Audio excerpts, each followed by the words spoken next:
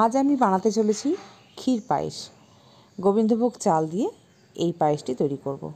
এই চালটি আমি দিয়ে দিলাম, ধুয়ে পরিষ্কার করে ভালো করে নিয়ে তারপরে আমি এটাকে নাড়াচাড়া করব। এর মধ্যে আমি দেবো কাজু বাদাম, পেস্তা। গুঁড়ো করে নেব কাজু বাদাম আর পেস্তাটাকে গুঁড়ো করে নিয়ে এর ভেতরে আমি 1 চামচ ঘি দিয়ে দিলাম। ঘি দিলে খেতেও খুব ভালো লাগে।